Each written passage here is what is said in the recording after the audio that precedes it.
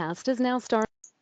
Well, it feels great to be back. Thank you so much, Marina. And I want to really thank CharityVillage for the great work you do and for the collaboration with Volunteer Canada on this webinar. I also want to acknowledge my teammates, so Serena and Karen from Volunteer Canada, as well as Carrie Hill from Employment and Social Development Canada, all of whom contributed to our webinar today. So thank you so much. Perhaps I'll just take a minute or two to introduce myself and Volunteer Canada, and then we'll get right to the topic at hand.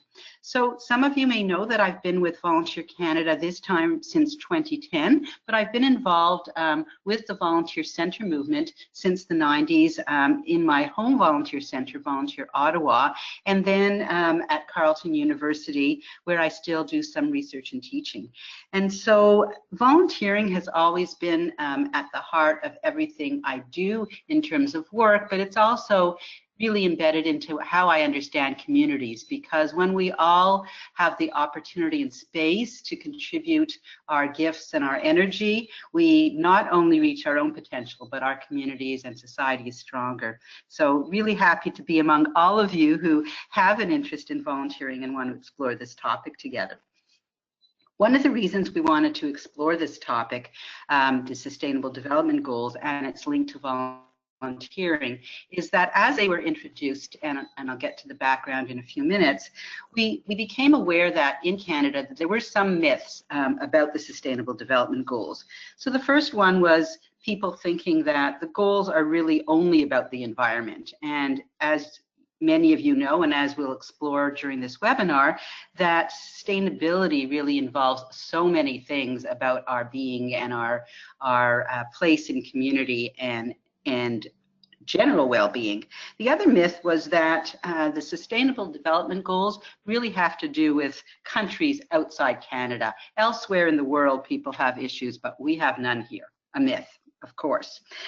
The other myth is that in working on Sustainable Development Goals, people often assume that this is the role of government or the sole role of government. And again, as many of you know, and I know many of you participating in this webinar are from government departments, are from nonprofit organizations and charitable organizations, are from universities, and are from private sector organizations, businesses that are working towards some of these goals, either directly through your business or through your community investment programs. So really, when we think about the Sustainable Development Goals and all of us working together to create a better world for ourselves and the generations to come, it really involves all of us. So that was really our interest in exploring what is going on in the space of Sustainable Development Goals. Its link to volunteering came to us as we explored the goals, and we saw that many of the programs, many of the organizations, whether it's the mission of the whole organization or a particular activity or program, really are very much aligned with the Sustainable Development Goals. Even if we haven't always been conscious of that, or if that was not intentional, very few things that we do in our lives through our organizations, businesses, universities, government departments, do not contribute in some way to these goals. So with that, I invite you to have a look at the slide that's up right now. It has the global goals, which is another name for the Sustainable Development Goals. And you can see that there's 17 goals. And what I would invite you to do is to have a look at these goals. And if you haven't already done so, think about your organization and its mission, or a particular activity, program, or service that you offer, and think about what goal it is aligned with. And of course, many of the things we do align with more than one goal. And again, if you are so inspired, use the chat box and mention to others and share with others on the webinar what it is that you do that is connected to the Sustainable Development Goals. So as an example, if you're a youth employment center, you would align a lot of the work you do with goal number 8, decent work and economic growth. If you are an organization that is working with new Canadians and concerned about how people are integrated socially in a welcoming environment, you may be interested in various goals that have to do with reducing inequalities. So goal number 10 as an example. So I'm going to pause for a moment and ask each of you to have a look, see what goals your work is aligned with, and if you're so inclined, share that through the chat line. Great, thanks, Paula. And I see we've got some comments coming in, so I'm just going to read out a few here. We have Susan, who I think is from First West Credit Union, who says their signature cause is hunger, so goal number 2. Deborah says education and gender equality. Emily, clean water and sanitation. Let's see here. Oh gosh, people are just popping in the comments so fast I can barely read them. Thanks, everybody. This is right great. on. Keep it coming. Awesome. Richard, no poverty. Lisa from Wine to Water, working with goal number 6. Nice. Children's Hospice, supporting kids and families. Good Health and Well-Being, working with senior care, from Lori. Let's see here what some of the other later comments are. Great. Oh, Never Again International. We have tackling peace and justice. Native plants, stormwater, food security, from Deborah. Carlene says our signature cause is volunteering and the SDGs with training and awareness in Haiti. Yeah, some really great stuff here, Paula. Thank you, everyone, for chiming in. This is great. Thank you. And one of the things that many organizations are starting to do, and as Marina said, we'll be circulating this presentation, but one of the exercises that we have done in the past with organizations is to have this slide up in a room. It could be a board meeting, it could be staff meeting or retreat, and really have people spend some time thinking about the alignment, and then spend some time thinking about what if we were more intentional about that, if it hadn't been something we had thought about before. What does that mean? So we'll come back to this slide a little bit later, but we'll move on for the moment. So in terms of the definition of sustainable development, I alluded to this earlier when I said that many people, when they hear the word sustainable development, they do think foremost about the environment, which of course is very important. If we don't have a planet that is healthy to live on, that certainly affects our present and our future. But many other things also contribute to sustainability in terms of social sustainability, economic sustainability, cultural, and many other areas, as we just saw when we looked at the goals. So here's a definition that we have used for many years. As you could see, at first, the first version of it came in 1987. But looking at sustainable development again, not only in terms of meeting our needs currently, but really thinking about the future. And that's the sustainability aspect. And if anyone else has a definition that you're using, either in your organization or you've come across that you really like, again, this would be a great time to share that. Feel free. If you feel that there's another version of this that speaks better to your circumstance, one of the great things about this field, again, is that people love when things are adapted. People don't hold on to definition. None of us are purists, nor can we afford to be purists, because we live in a dynamic environment. So we'll move on to the next one and look at the origin and some of the history.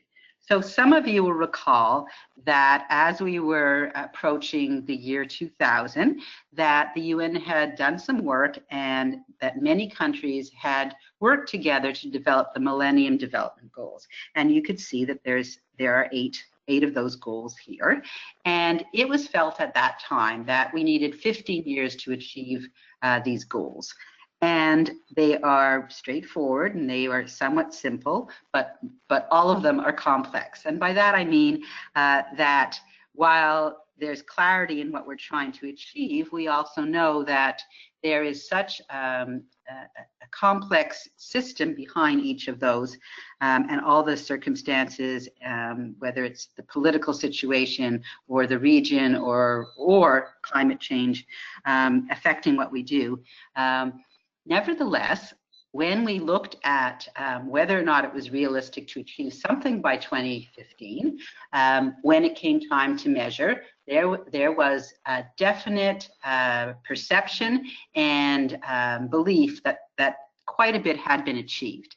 And so we'll move to the next slide and see that you could look at some of the goals and see that while significant progress was made, and that was acknowledged. So those of you who are familiar, and there's some great videos, we'll be sending the links to those that really look at what happened with the Millennium Development Goals, what was achieved, and then what inspired the Sustainable Development Goals or Global Goals. You'll see that significant work and progress was done on reducing poverty in some areas. Some significant work was done on improving the availability of clean water and access to education.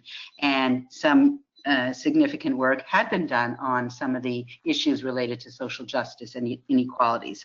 But nevertheless, the conclusion was that we certainly haven't come as far as we'd like to have the world in the best state for ourselves and future generations. But the other thing was that it was uneven. In certain parts of the world, a lot of progress was made, while in other areas, not as much progress was made.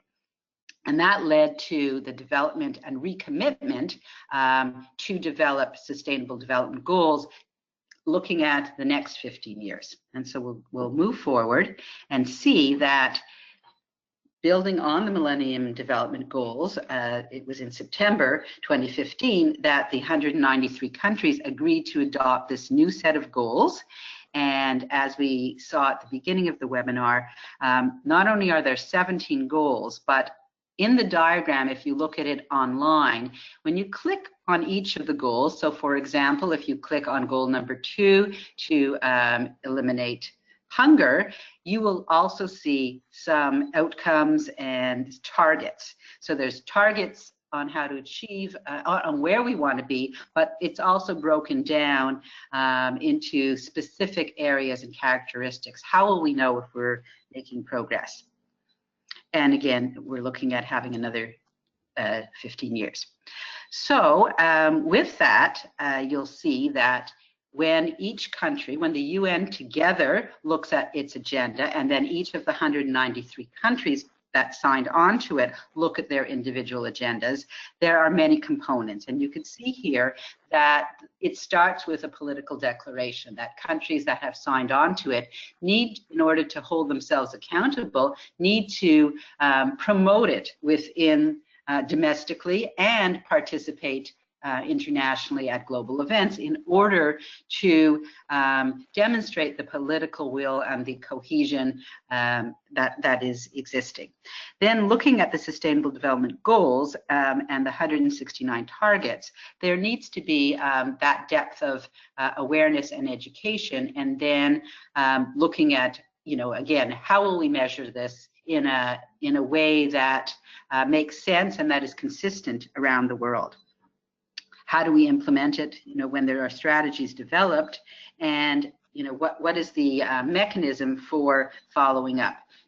In some cases, countries have had various regional roundtables and events where there is reporting or accountability. There are workshops where there are strategies created and looking at ways to work together. But nevertheless, it isn't good enough for us to just have good intentions and declare our interests, but we really need to, as you can see, go through the process. I'm going to stop for a moment and see if there are any questions about that. I also want to mention that in going through the history and the basics, I'm not assuming those on the call do not have this information or are not aware, but it's for the purpose of just providing the basic information up front so that we can have our discussion and implement it back in our own places later on. I also know that there are many organizations doing great work intentionally looking at the Sustainable Development Goals as a framework. And so one of the outcomes we are hoping for this webinar is to really provide that vehicle for sharing each of the initiatives and work that we are doing. It's great, Paula. And I don't have any burning questions as yet, but I do want to encourage folks, if you do have questions for Paula as we're going through, please do pop them in the chat box. Oh, here's a question that just came in, which is a great one. Paula, the slide deck that you had that had all of the SDGs on it, do you happen to know if there's a poster or some form of printed version of that that folks could order from somewhere for their offices? My understanding is that the artwork has all been made available for people to download and get printed. So you could go to a printing place with this on, on a stick and print it. There are some guidelines regarding how it's used, so it's worth checking out. But it's basically asking people not to use them for commercial purposes, other than to raise awareness or funds to do the work related to achieving the goals. And we can circulate that link. I can send that to you after, which gives people some guidelines on how to do that. That's great. And it looks like some folks are already one step ahead of us here, because a number of you, thank you so much, are already popping the link into the chat box. I'm so impressed at how on the ball all of our audience is, right, Paula? It's just great to see people so engaged in all of this stuff. Catherine says we've already printed off the posters for educators and they're extremely popular. So this is awesome. I'm going to put that link in the chat box so that everyone can access that. Fantastic. Thank you. So now we get to the link between volunteering and the Sustainable Development Goals. And there were a couple of reasons, or many reasons, why this intrigued us early on. The first thought was that when we looked at the goals, we were aware of many programs and activities within the nonprofit and charitable sector in Canada that were very involved in some of these areas. We were also aware of many businesses through their community investment program or their employer-supported volunteering program that were also very much aligned. You may know that Volunteer Canada has the Corporate Council on Volunteering with leadership businesses that have established programs in employer-supported volunteering, and many were already aligning their efforts with these goals. So again, looking at our interest, it's raising awareness that these goals are relevant in Canadian communities. As many of you know, and through much of your work, issues of homelessness and poverty and clean water and inequality in many communities throughout our country, there's significant work still to be done. There's been a lot of progress and a lot of innovation, but nevertheless, these are still relevant, and volunteers are currently really involved in many of these efforts. In terms of looking at each of our organizations, whether we're a government department, an educational institution, again, a business itself with your business objectives and values, or your community investment strategies, many leaders have been very interested in not just aligning but consolidating their efforts, whether it's looking at funding, volunteer efforts, pro bono support, all kinds of ways to really focus on one or two or many sustainable development goals. The other thing that the question we had to our, when we were looking at volunteering and the goals, we did a study a number of years ago. It was funded by Investors Group, and it was looking at how do volunteers want to be recognized and how are organizations currently recognizing volunteers. And what we learned in that study was that the most important thing for volunteers is to understand the impact of their efforts. So while it is nice to have events, and some people do enjoy certificates and recognition items and various galas, many other people find the most motivating thing is understanding the impact of their work, and some organizations, as you know, are giving out impact statements to volunteers every 6 months. And so thinking about this and thinking about the Sustainable Development Goals, we started to wonder whether understanding not just the impact of an individual program, the impact of their efforts on an individual program and activity within an organization, being important, but wondering if linking that to these goals might be even more motivating and a type of recognition that could help people see things beyond the immediate. So of course, our own local communities are very important to us, and our country is very important to us, but seeing ourselves as global citizens and seeing how much we are interconnected, we wondered if that would be a more motivating framework through which to promote volunteering and to recognize volunteering. And so when governments report on how we're doing with respect to the goals, wouldn't it be great if there was recognition for the degree to which volunteers were contributing to those efforts?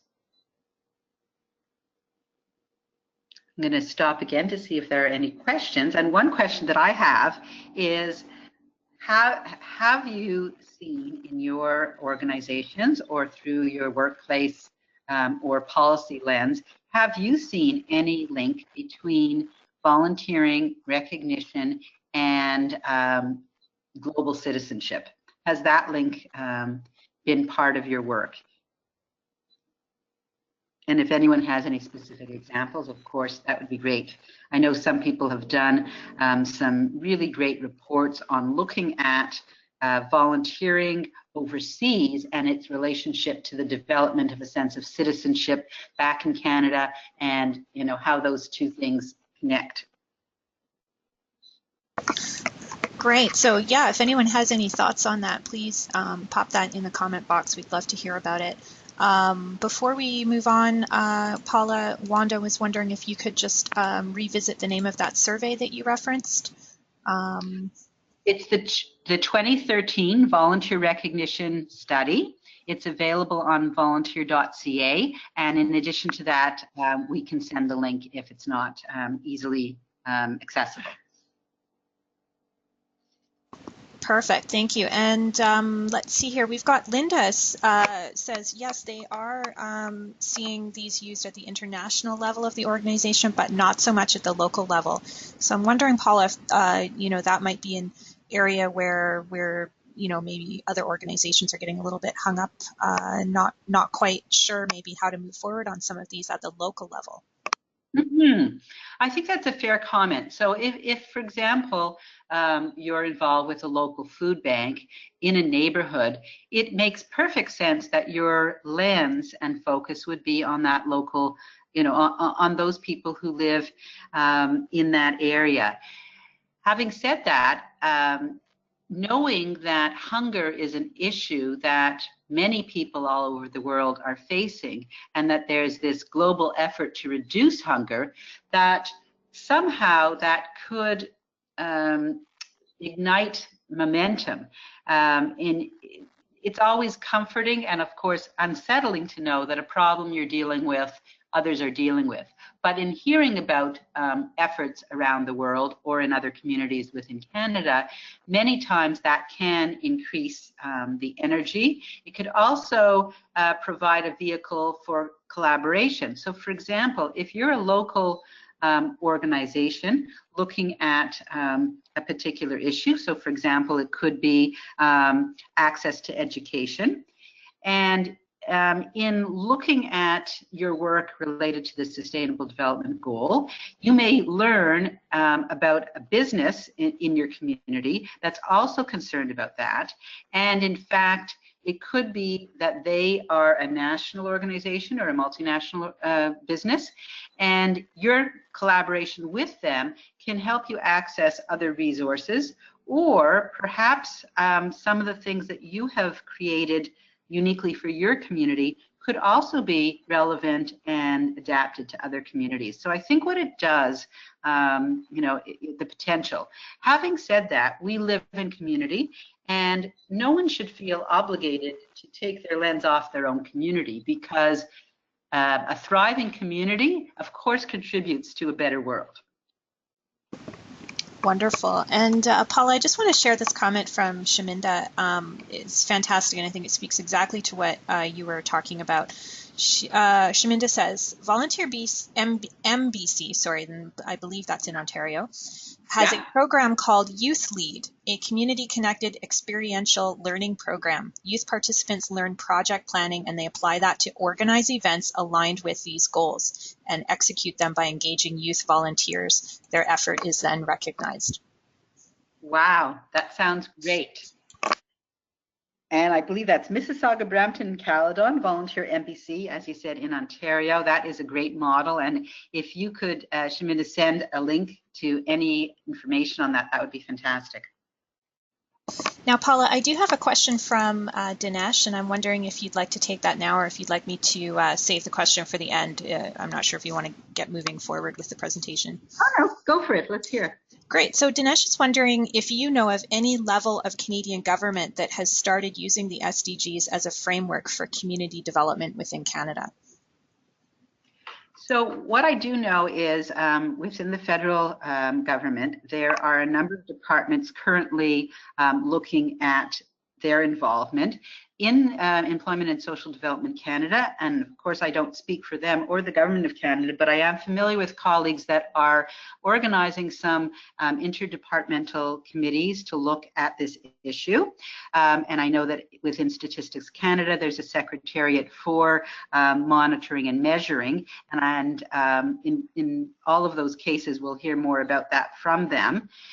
I also am aware that there have been some cities that have started to look at some of their work with respect to the goals, particularly around work and infrastructure.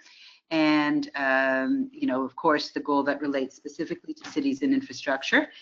So it's starting to happen, but I think one of the comments that somebody made earlier, that they're hearing a lot about the Sustainable Development Goals when they're in international forums or conferences, whereas they're not hearing a lot about it here in Canada. I think we're just beginning to get our heads around it. Some people have been early adopters and others have taken their time. And in fairness to people, sometimes when we hear about these frameworks, we wonder, is this just another PR campaign? Does it really mean anything? Is it going to really change anything? And I think it's fair for us to be a little bit hesitant until we are able to figure out how will it really make a difference. Fantastic. And Paula, just one other question. So that was looking at government. What about community foundations within Canada? Are you aware of any that might be using this as a framework? Well, you may know that the Community Foundation of Canada has an initiative around the Sustainable Development Goals. Again, we could send the link to that. Many individual community foundations have done some great work around this, looking at how they can invest in organizations that have initiatives specifically aligned to various goals. I think many community foundations have also served as conveners of community-wide collaboration around some of the goals. So we can definitely circulate something there. Excellent. And yeah, I know that Community Foundations of Canada has that new podcast that they're running on this. So I'll get the link to that in the chat box as well, because folks might be interested in checking that out. Fantastic. Awesome. And again, I want to say that while Volunteer Canada is very passionate and focused on exploring the relationship between volunteering and the Sustainable Development Goals and working with our colleagues in volunteer centers and member agencies, we also know that we're not alone, that there are many other organizations and leadership organizations doing great work in this area and have been in touch with them. All right, so why don't we move on to look at the next slide. One of the things we asked volunteer centers. So as many of you know, there are 220 local volunteer centers around the country that work and provide leadership around volunteering in their local communities. And we asked for some examples of initiatives in communities that are aligned with the goals. And you can see we have two examples here. The first one came from the Community Sector Council of Newfoundland Labrador, and it's the Food First Newfoundland and Labrador initiative. And I'll let you have a look.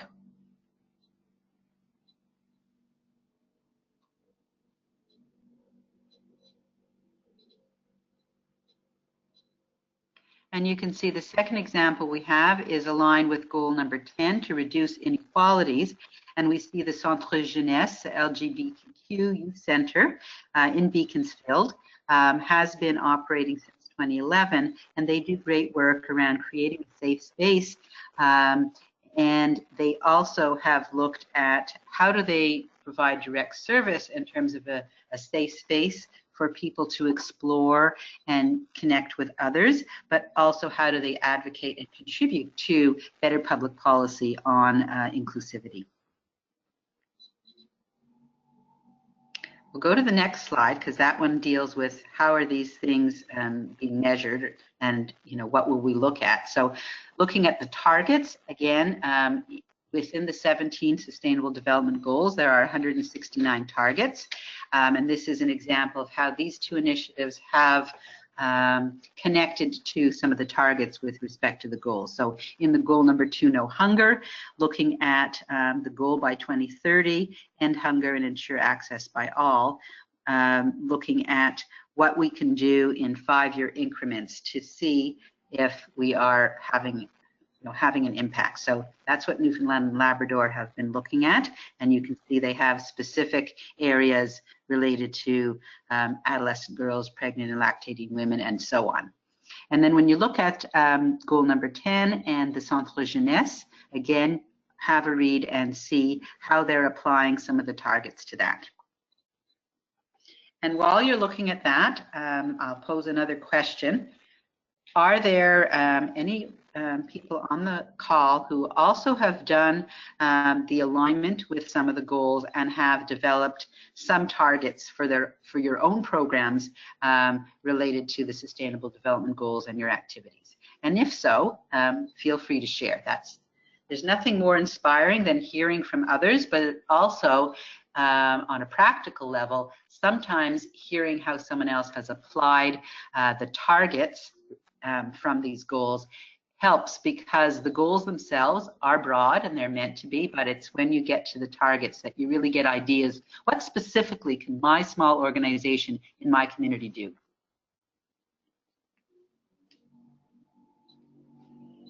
I'll pause again, Marina, if there are any questions or if there are any great examples that you wanted to share. Fantastic. Yes, and I just want to thank also everyone who's joining in on Twitter. You guys are all making this a very active webinar, and I love the discussion that's happening. It's fantastic because we don't always see that on some of our sessions. So it's just so wonderful to see people engaged on this topic. Yeah, okay, so I don't have any burning questions, Paula. Oh, wait, I do see one, a really great one from Lindsay. What kind of standardized measurables are there in regards to any of these targets, or are there any? Good question. So each country is responsible for measuring and have worked together to create standardized measurement tools and characteristics that they'll be progress markers that they'll be looking to in order to measure. And again, I believe Statistics Canada has a secretariat and is in the process of developing that. So it's up to each country to report.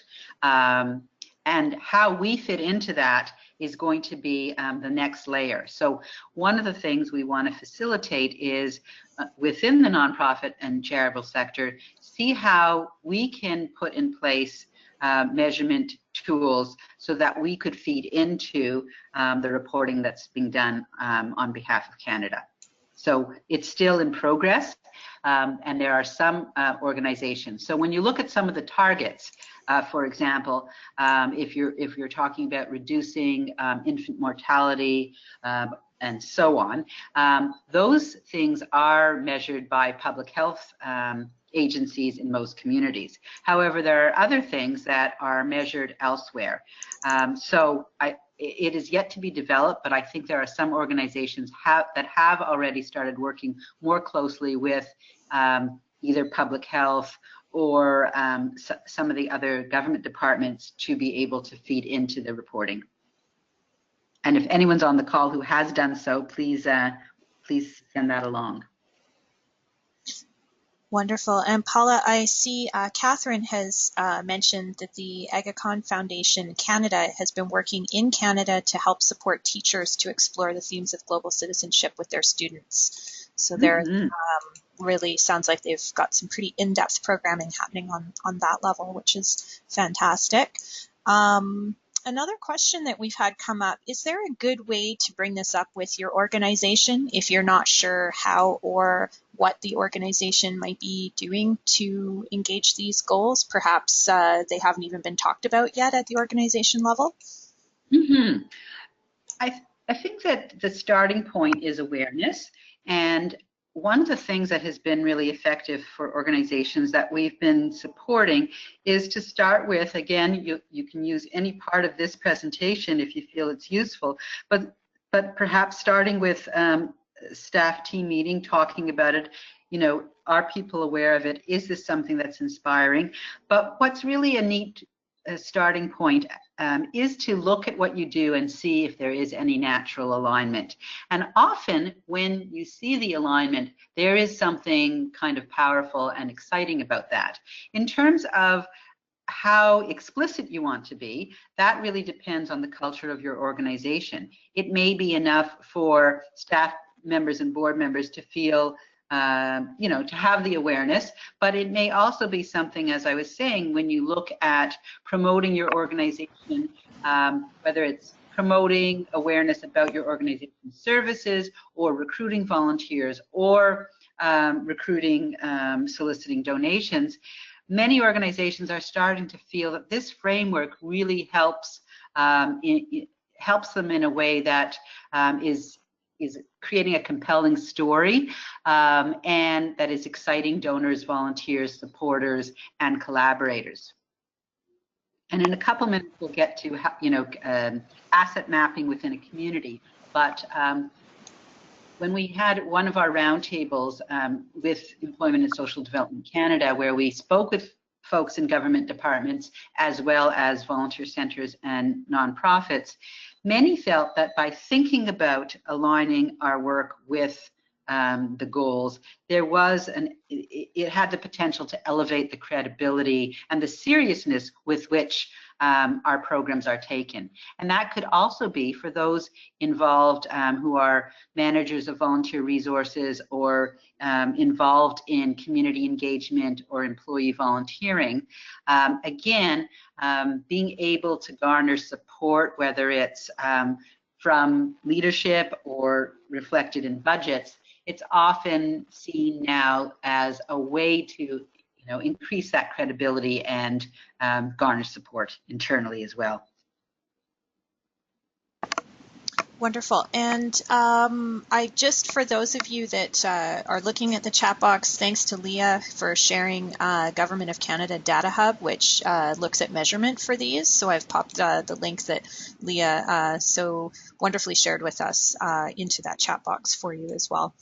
Another question that's come up, how can we keep motivating volunteers to work on sustainable development goals when at the same time all sectors have been under budget cuts, especially in the past decade? Great question. It is really challenging when we feel motivated to do more and resources feel scarce. One of the things that people are starting to do in organizations is really look at collective impact. And that's where, when you think about governments, businesses, and nonprofit organizations working together, that's one way to amplify what we're all doing separately. Nevertheless, I know that that is certainly challenging. Yeah, it's a great question.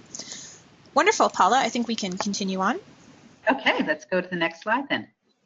Sounds great. So asset mapping, which I referred to earlier, again, looking at the Sustainable Development Goals as a framework for bringing folks together. So if we're looking at a local community and we're bringing together government departments from all orders of government who have some responsibility for the community organizations, businesses, as well as educational institutions, coming together and really taking an inventory of what are we all currently doing as it relates to the Sustainable Development Goals. So often the first part of that kind of session would start with individual organizations, businesses, departments, etc., mapping what they do against the goals. But then looking at what resources do we have to contribute. And then when it becomes really exciting is when this starts to facilitate collaboration together. Now, an example I'll give, which has to do not with the Sustainable Development Goals, but with asset mapping around community resiliency that Volunteer Canada and the Red Cross and others were involved with a number of years ago, that the idea here is to really value and validate the contributions from all sorts of places, not just the traditional common organizations. So by that I mean, when we talk about emergency preparedness as an example and community resiliency, when we had an asset mapping workshop, what really comes to mind is that there was a yoga center there, and often people, some of the participants were saying, I'm surprised that the yoga center is here. I mean, in an emergency, why would people be focused on that? And what was interesting is the yoga center said, well, actually, we have blankets and we have mats, and we also have the ability to offer mindfulness and calmness to people in crisis. And that's certainly something that would be valuable in the event of an emergency. The other organization that was there was an agricultural fair. And what they said is that we can build and take down structures in hours. We have generators, we have equipment. And again, in an emergency, that can be very much important. And so when you look at asset mapping in community, and now if we do it within the framework of Sustainable Development Goals, what's really wonderful is all those surprises, all the unexpected assets that are often unrecognized, organizations, departments, businesses, and educational institutions that are often not at the table because they aren't seen to be part of the solution, when in fact all of us are really needed to be part of the solution. So asset mapping, there are some toolkits available and I'm sure many of you have undertaken community asset mapping, and again I encourage you to share those resources or results, because that's when it really becomes, I think, exciting, when we start working together. And goal number 17 of the Sustainable Development Goals is partnerships and collaboration.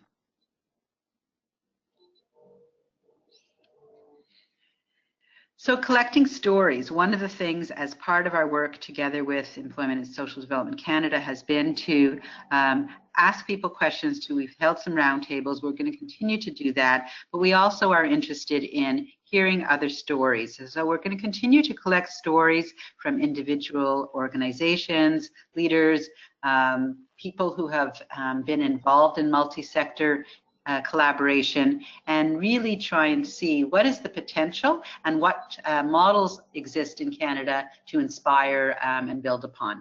So if any of you have, again, any stories, any examples, even things that have potential that you're just starting to work on, I think that this is the time for us to all hear from one another and build upon it. So we'll move to the next slide. Early on in our work together with Employment and Social Development Canada, what we were wondering was, currently with the Statistics Canada General Social Survey on Giving, Volunteering and Participating, how does the information that has been generated through that survey, how does it help us understand how volunteers are currently involved in contributing to the Sustainable Development Goals? So we did just a very basic look at that, and we are going to be working collaboratively with Statistics Canada and Employment and Social Development Canada to further create a picture of that. But as you can see, when individuals in the survey were asked where they're currently volunteering in the last 12 months, and this is from the 2013 survey, the last survey that was done on giving and volunteering, that the percentages here and the numbers relate to which goals which goals align with the activities that they have done. So on the left-hand side, those are the subsectors that are part of the International Classification of Nonprofit Organizations that's used in the General Social Survey on Giving and Volunteering. And then on the right, you'll see an alignment with some of the goals. So we'll go to the next slide. And here we are with questions. So we have some questions for you. You may have some questions for each other and for me. So let's hear what's on your mind related to this. Let's hear what you're currently working on, happy to share, exploring. Let's hear. Great, thank you, Paula. Yes, so we've had a couple of questions come up about what you just referenced in terms of asset mapping. So first from Carol, how can someone like myself who plays a non-managerial role in the organization make an impact in this way, i.e. with asset mapping in the community? Well, sometimes the best way to introduce something like this, if you feel your organization or your community may not be ready for an asset mapping specifically around the Sustainable Development Goals, one of the things I've seen done is if you have an event already planned, perhaps it's a workshop on something, perhaps it's an activity, inviting people to stay for a half an hour after to hear about the goals and to also hear about how your organization is already in some way aligned. So sometimes building it into an existing program, putting it on the agenda of an existing meeting, whether it's an internal meeting or external, but that may be the best way to test the waters to see if there's interest. One of the things that makes people nervous sometimes is, and which is totally understandable, the idea that we're already overworked, we're already doing so much. We don't want an extra layer put on us in terms of reporting, in terms of promoting. And that is totally legitimate. I think that the most successful way of dealing with this is if it's integrated into what you're already doing, and if it's of benefit in terms of improving and making what you're already doing easier. So if you're recruiting volunteers, if you feel that integrating some of the language around the Sustainable Development Goals can help, then it's available to you. And it may not be that you want to add, a new initiative around the Sustainable Development Goals. Great, and Paula, Susan has a great suggestion. Susan says, for asset mapping, you might also partner with a local United Way or a resource center in your community. Absolutely. Great, here's another wonderful question from Christine. Is there a Facebook chat group or somewhere online to follow the SDGs for more discussion with people and organizations that are working on this? That's something that we're going to be developing at Volunteer Canada. So through Volunteer Canada, you will see something. In addition to that, I know that there are a number of places and organizations that are already starting to share stories around this. And again, I can send some links afterwards. Wonderful. Okay, and another great question that came up was discussing the possibility of looking at these goals not just as single goals, but at the interdevelopment kind of in between them and how they fit together. Do you know if any work is being done on that level? I know one of the things that we've looked at Volunteer Canada is rather than looking at all 17 goals, that the idea of clustering some of the goals and coming up with about 6 clusters, not only because of the interrelatedness, but also because in many cases, again, when you get to the level, the targets, there is a bit of a crossover. So that's one thing that we're doing. The other thing that I have noticed with some of the, again, this is more prominent in some of the municipalities, particularly I've noticed in public health, where there are progress markers that relate directly to the environment of that particular community, as opposed to just using the language from, from the targets themselves. So I know that there's that work being done. Great. Now, Leah has also mentioned that there's alliance2030.ca, which might be a place to check as well. Stephen is asking if there's any central organization in Canada that is sort of pulling all of this stuff together. It sounds to me, Paula, like maybe it's other than the federal government, there's not really a central spot, but that a number of organizations are sort of putting their own spin on it. Would that be correct? Yeah, there certainly are initiatives that are bringing businesses together. There are initiatives that are bringing, I mean, there's some alliance between municipalities that are working on this, but I think there's yet to be a clear central place within the nonprofit and voluntary sector. But again, many are taking leadership. You mentioned community foundations, United Ways are quite involved. Social planning councils in many cases are involved. Boards of trades or chambers of commerce, many of them have also started to think about this and see how they can help and facilitate collaboration at the community level. So I think we will see something emerge. And again, over the next 5 or 6 months at Volunteer Canada, we're going to be doing some significant work on this in terms of helping the sector look at ways to align and report and share stories and resources to help make that happen. And in fact, we're looking at, now's the time of the year where we start to formulate our National Volunteer Week theme, and it'll definitely have some kind of a domestic and global flavor to it that can easily align with the Sustainable Development Goals. Excellent. And we've had a number of questions about some of the links that have been shared today. So we're going to do our best to put some of them into the follow-up email that we send tomorrow with the webinar recording. It's possible we may miss some because there's been a lot shared today, which is just fantastic. So I do want to encourage anyone, if you're missing a link or you think there's something that, that you'd like to check out, but you don't have the information for, please do send us a note. You can email us at webinars@charityvillage.com.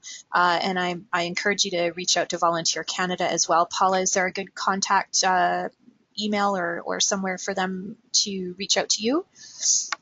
Well, why don't we go with info@volunteer.ca, and that way all of us can access that and make sure that the right person gets back to you.